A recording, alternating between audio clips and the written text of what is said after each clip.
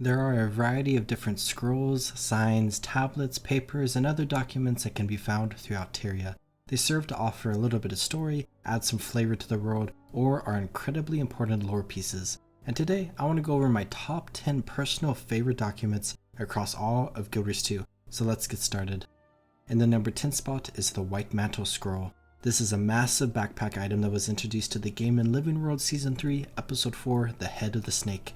You can go to the map introduced in that update, Lake Dork, and find Quartermaster Hitchens at Dork's Landing for 5,000 Unbound Magic, which is a currency you can find across Living World Season 3, as well as 200 Jade Shards, which is a currency you can find in Lake Dork. You can purchase this item. This is an ascended level backpack item where you can select the stats for it. Because of that, this is a pretty good option for newer players because it is pretty easy, though players tend to get other ones from Season 3 vendors because they are easier to obtain. But to look at the scroll itself, like I said, it is massive. I remember unlocking this item for the first time and previewing it like I do with every new item and being flabbergasted by just how big it is. I was expecting a tiny little scroll that is strapped to your back, but this is just like a full-on pillar with a massive scroll wrapped around it and a leather binding with a white mantle emblem wrapped around that. And overall, it is just a really cool looking skin and is pretty unique. It fits in with a good white mantle cultist outfit. But to list a couple of fun facts, it was originally called the Seraph Backpack, but was renamed to the White Mantle Scroll after the release of the map, which is really interesting to see because this is definitely a White Mantle item and not a Seraph one, but the devs may have been experimenting with adding a Seraph Backpack item skin that you could get but never made it to the live game, and the names of these two items got mixed up or whatever. Additionally, the text that is on the scroll itself, as well as the binding, is New Crichton that you can read to see that it says Wisdom is Power. In the number 9 spot are all the different letters from your Herald. These are a collection of super fun letters that any player who has played the game for a decent amount of time and have opened their mail will know about, because you get sent these whenever you reach the level requirement for any story mode dungeon in the game, as well as when you complete each story mode and unlock the exploration mode version of each dungeon, where these serve as a guide for new players to direct them to the original instance content in the game, while also providing some more lore and story to the world. But each of these letters are simply sent by an individual who remained anonymous and simply referred to themselves as your Herald. And it isn't until Living World Season 4 where we discover the identity of this mysterious character. You receive a letter during Episode 3 where the Herald requests to meet you at the Allied encampment in the domain of Kurna, where upon meeting her you discover that she is one Lady Camilla, and she promptly freaks out because you are her idol, and it's just a bunch of cute conversations that lead to some fun collection achievements that unlock a few different rewards. Where after this experience, we see her again in the Eye of the North during the Iceroot Saga, where you can speak with her to upgrade the Eye of the North. And all in all, Lady Camilla is just a fun character, and the letters you have received from her throughout the years are fantastic. In the number 8 spot are the E letters. This is very similar to the previous spot, but also incredibly different. With Lady Camilla, she served as a guide for us and is a character whom we eventually meet, whereas E is still an unknown individual who we know barely anything about and provides a lot of bonus lore and story in the game.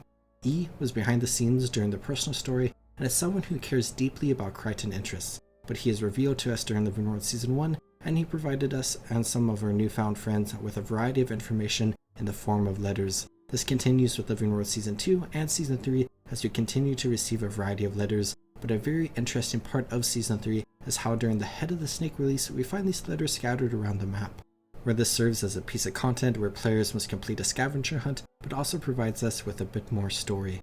And largely, these are just always fun letters to come across, and the mystery of E is one of the biggest long-standing mysteries in Guild Wars 2 to this day. Where on that thought, I should make a mysteries video dedicated to this individual, but since Living World Season 3, he has been absent from the game, which if you're standing, you may want to sit down. The Head of the Snake released over 7 years ago. But there's always the possibility we will experience more of E in the future. With the upcoming expansion, Janthir Wilds may be a good expansion for us to meet E, given the fact that we have Anise and Livia interacting with us in this expansion, and a variety of different human-based storylines going on, like the ruins of the White Mantle. We'll just have to wait and see. In the number 7 spot is Koss on Koss. This is a phenomenal item based on a phenomenal character, and is really funny if you know the story going on. To simplify what should be a 20-minute video, Koss is a current member of the Order of the Sunspears who played an integral part in the Nightfall campaign in the original Guild Wars, where he also played a major part in the events of Alona that happened off-screen during the original Guild Wars and Guild Wars 2. Where in Guild Wars 2, we meet him once again but as an awakened, and he plays a minor part during a couple of story moments. but he is known for being a very headstrong, high-spirited, and sometimes cocky personality, where he is a bit of a meme in the Guild Wars community because of this. So the fact that Koss wrote a book about Koss and named it Koss on Koss is not only super on brand for this character, but it's just super funny. And with Vanilla Guild Wars 2, you can create the back item Koss on Koss, which is kind of similar to the Wide Mantle Scroll, but it's just a massive book you have strapped to your back. Like, it's pretty big. And it also counts for the Style Guide achievement if you unlock it on your account. Or I guess I'll mention that this shares a motto with the Lair with Yakkington, a Traveler's Tale back item, which is another cool book that has a bit of cool lore about it, and is written by another important character from the original Guild Wars. But in Living World Season 4, Episode 1, during the Champion's Dawn story mission, you can find Koss on Koss Extended Edition, which is a cool book that you can interact with and read, which is a super fun read that you can pause to go through or find on your own later. And I guess I should mention Koss on Koss Uncensored by Snargle Goldclaw, which is really something. In the number 6 spot are the Order of Whispers documents you can find in a few different locations around Tyria. Specifically, you can find these in the hidden bases that the Order of Whispers hold in a variety of different maps, where these are just super fun documents. You can find massive maps like that of Central Tyria, Cantha, and Alona. You can find this super cool document that has a lot of interesting things on it, like the drawing of an Asuran Gate, Leviathan, and a couple of other structures alongside a bunch of text that also has this super cool device alongside it. You can find various notes and journals, and you can likely find a bunch of other stuff that I haven't mentioned.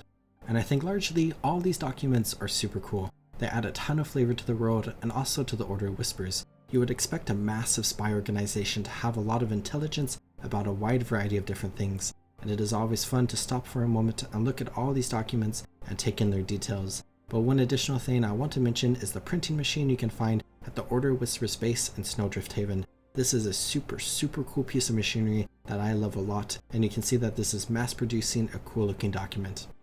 In the number 5 spot are the menus outside of certain human inns. Specifically, you can find this outside of the Shaymore Inn in Shaymore, as well as Founder's Flag Inn in the Stronghold of Ebonhawke.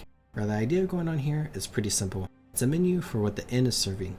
If you've ever gone to a restaurant, you likely have seen a sign just like this one, but of course, in Tyria, they are written in New Crichton, and yes, you can translate it. The front of the sign reads today's specials: Drake Kebab, Scale Fin Soup, Panay Salad, Creme Brulee, Red Bean Cake. Whereas the back reads happy hour 4 to 7 afternoon favorites: sugary blue drink, bottle of grog, flask of fire water, eggnog, spiked eggnog, vial of absinthe, witch's brew, hard apple cider. Which I just think this is a super cool thing. I love how this is a small decorative object that adds a ton of flavor to the world. It obviously makes a lot of sense that an establishment that serves food and drinks would advertise those food and drinks that they are selling. And I really wish we see more of these types of details in the game. I would love to see them at new inns and taverns we see in the future, but also at other places. Have a sign at a fish shop on docks advertising the daily catch. Have a warning sign at the entrance of the mine warning people about spiders and cave collapses, and etc, etc. I just love seeing small details in the game. In the number 4 spot is the Tome of the Rubicon. Remember when we were talking about Koss on Koss and how that is a back item that shares a skin with another back item? Well, this item is very similar to those two, but are technically a different skin. This is just another Ascended back item that you can make, which is actually pretty expensive to make, and basically only skin collectors will go for this item. And just like the other two tomes, it is pretty cool. However, the Tome of the Rubicon is a lot more than just this back item, because it is an actual document and lore, and is one of the most lore important documents in the entire game. This back item is just a newer representative of the ancient text, where the original text was written by the Great Dwarf, who is the patron god to the Dwarven race, the individual who created the Dwarven race upon Anvil Rock many years ago. Where the Tome of the Rubicon is a prophecy about the Dwarven race, which documents the Great Dwarf's battles with the Great Destroyer during the previous Dragon Rise, and how the Dwarven race will eventually come to an end as the dwarves enact the right of the Great Dwarf and become stone forever. Which this is a pretty important book in the original Guild Wars, and is kind of relevant in Guild Wars 2, as the Pact may have found the tome during their war against the Elder Dragon Zaitan. And overall, it's just a super lore important tome that I love a lot. In the number 3 spot is Rytlock's Missive. This is a really brief story beat during one story step from years ago that I am sure a ton of people have forgotten about, but it is a very standout moment for me. In Living World Season 3, Episode 1, Out of the Shadows, you meet up with Tome and Radonovus during the story step where Canuck is like, ooh, caught a kiss, and then you take the airship to Bloodstone Fen. During the story step, you are working alongside Rytlock Brimstone as you talk with Tome and talk about the research she has been doing. Partway into the mission, you are alongside Rytlock Brimstone when you meet up with the General Almora Soulkeeper, who came to the city to find both the Pack Commander and Rytlock Brimstone, where Almora offers the Pack Commander the position of Pack Marshal, which the commander swiftly turns down. But Almora hands Rytlock a letter from the Black Citadel, where the higher-ups in the Black Citadel are upset with Rytlock. Now this is a piece of story that we learn a little bit about here, and Rytlock is basically dragged away to the Black Citadel for the remainder of Living Road Season 3 as the Adamant Guard take him to question him about his Revenant magic. And we don't see him again until Path of Fire, where he says he cleared everything up. But this entire interaction between Rytlock and Almora is just fantastic, and has a ton of minor details. Almora informs Rytlock about the letter and hands it to Rytlock, and Rytlock just crumbles it up and throws it on the ground, and a nearby golem quickly comes over and collects the trash to dispose of it. There's just a ton of minor scripting details in this interaction that just all come together to make this a fantastic minor moment in the story. And this is just one of the first examples of this in Guild Wars 2, where it is a lot more commonplace nowadays, but this seemed slightly revolutionary at the time. And because of all that, Rytlock's Missive is number 3. In the number 2 spot is Ventari's Tablet. This is another one of the most lore important documents in the entire game and is a central part of Savari culture. And as somebody who absolutely loves the Savari, I am destined to love this tablet. Ventari, long story short, is a centaur who planted the Pale Tree on the Tarnished Coast alongside the Shining Blade agent Ronan, where the Pale Tree would eventually grow and grow to become what it is today and grow the Savari race that we can play as. But Ventari was known for being an incredibly peaceful centaur and holding a strong philosophy for those ideas. And as the Pale Tree was growing and Ventari was reaching the end of his life, he inscribed his beliefs upon a tablet which the Pale Tree would hold onto and all of the Savari would embrace into their own culture. There are 7 teachings. Live life well and fully and waste nothing. Do not fear difficulty. Hard ground makes stronger roots. The only lasting peace is the peace within your own soul. All things have a right to grow. The blossom is brother to the weed. Never leave a wrong to ripen into evil or sorrow. Act with wisdom, but act. And from the smallest blade of grass to the largest mountain, where life goes, so too should you. And I just love the stories of Ventari, the Pale Tree, and the Savari, where I think the story with Ventari's tablet and how it became an integral part of Savari culture and how the Savari constantly cite it is fantastic. But now for the number 1 spot, for my favorite document in all of Guild Wars 2, and well, it's kind of a 2-for-1 because it is the Ebonhawke and Charr Legion ceasefire agreement and the Treaty of Ebonhawke, where these are 2 documents that go hand in hand and are potentially the most story important documents in the entirety of the Guild Wars universe. The human-Charr conflict is a millennia-long conflict that dates back to 100 BE, long before the original Guild Wars, where the humans conquered the lands that would become Ascalon from the Charr and pushed them out of the lands, where a lot of stuff happened in both Charr and human society, but the start of the original Guild Wars is the Charr invasion of Ascalon and the Syrian, where the nation of Ascalon is all but destroyed. This continues into the events between Guild Wars and Guild Wars 2 with stuff like the Full Fire, where King Adalbern turned most of the Ascalonians into ghosts, but also the founding of Ebonhawke, which has become the last major stronghold of the Ascalonians in Ascalon. Fast forward to right before Guild Wars 2 started, we see that certain members of both Charr and human society are trying to bring an end to this conflict, where we then have the events of the novel Ghosts of Ascalon, where we see a group of adventurers retrieve the Claw of the Conqueror to help establish a ceasefire between humanity and the Charr legions. And as Guild Wars 2 has started, we see the ceasefire in place with supporters and opponents for peace from both sides, where the open world map of the Fields of Ruin, as well as the visual personal story arc both play an important part in maintaining this ceasefire, but also establishing the Ebonhawke Treaty, where after over a millennia of fighting and years of peace negotiations, the Ebonhawke Treaty was signed and ratified sometime after Zaitan's death. And I just love this entire story. This ties back into one of the biggest pieces of lore in the game with the human-Charr conflict and the hours upon hours of story discussion we could have about that. But I just love how there's an entire novel that is based around these documents, and there's a ton of story and gameplay moments in Guild Wars 2 where we are working towards the signing of the treaty.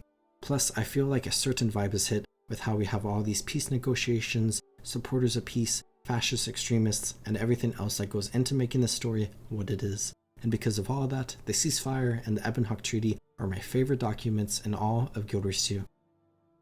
And that's my list. I hope you enjoyed. I talked about a wide variety of different documents that are just my favorite documents in the entire game, but I may end up making a more concentrated top 10 books and top 10 signs sometime in the distant future. Let me know if you would enjoy that.